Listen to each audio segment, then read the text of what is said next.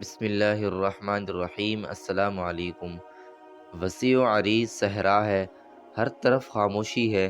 ایک شخص اللہ تبارک و تعالیٰ کے ذکر میں مشغول اطمینان سے چلا جا رہا تھا کہ اچانک اس نے ایک آواز سنی، فلاں شخص کے باغ کو سیراب کر دو۔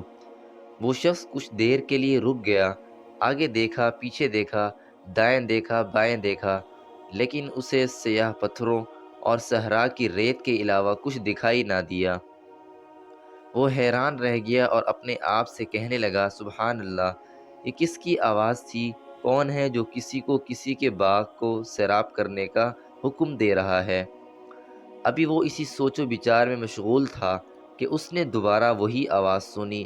اس مرتبہ اسے معلوم ہو گیا کہ آواز کہاں سے سنائی دے رہی ہے، ایسی جگہ سے جس کے بارے میں اس نے سوچا بھی نہ تھا۔ آواز اوپر بادلوں سے سنائی دے رہی تھی، اور جب اسے یقین ہو گیا کہ آواز اوپر بادلوں سے ہی سنائی دے رہی ہے تو اسے اور زیادہ تعجب ہوا۔ ابھی وہ تعجب سے منہ کھولے بادلوں کو دیکھ ہی رہا تھا کہ ایک بدلی نے چلنا شروع کر دیا اور چٹانوں کے ایک طرف جا کر برسنا شروع کر دیا۔ وہ شخص بھی پیچھے پیچھے چل پڑا۔ بادل سے برستا ہوا پانی چھوٹی چھوٹی گزرگاہوں سے ہوتا ہوا ایک طرف بڑھنے لگا۔ ابھی کچھ ہی دور چلا تھا کہ اس کو ایک باغ دکھائی دیا جہاں ایک شخص کام کر رہا تھا، اور اس کے حلیے سے نیکی اور تقوی کے آثار ظاہر ہو رہے تھے۔ اس شخص نے باغ والے سے پوچھا، اے اللہ کے بندے، تمہارا نام کیا ہے؟ اس نے اپنا نام بتایا۔ یہ وہی نام تھا جو اس شخص نے بادل میں سنا تھا۔ ابھی وہ یہ سوچ ہی رہا تھا کہ باغ والے شخص نے اس سے پوچھا، اے اللہ کے بندے، تم مجھ سے میرا نام کیوں پوچھ رہے ہو؟ تو اس شخص نے سارا واقعہ سنایا اور بتایا کہ میں نے بادلوں میں تمہارا نام سنا تھا۔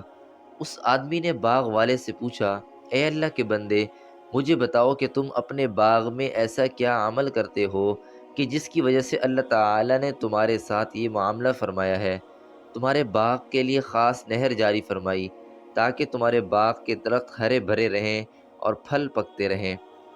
باغ والے نے اطمینان سے جواب دیا، مجھے اس باغ سے جتنی آمدنی ہوتی ہے میں اس کے 3 حصے کرتا ہوں۔ 1/3 حصہ صدقہ کر دیتا ہوں، اور 1/3 حصہ اپنے اور اپنے گھر والوں کے لیے رکھ لیتا ہوں، جبکہ 1/3 مزید کھیتی باڑی وغیرہ کے لیے رکھ لیتا ہوں۔ یہ سن کر وہ شخص باغ والے کو سلام کر کے واپس آ گیا اور اپنے راستے پر ہو لیا۔ فائدہ: عزیز دوستو، اس شخص کو باغ والے کی برکت کا راز معلوم ہو گیا تھا، اور یہ بھی معلوم ہو گیا تھا کہ اللہ تعالیٰ ایسے لوگوں کو پسند کرتے ہیں جو اپنی کمائی اور مال و دولت میں سے فقراء، مساکین، مسافروں اور غریب لوگوں پر صدقہ خیرات کرتے رہتے ہیں اور اپنے ہاتھ کی کمائی کھاتے ہیں۔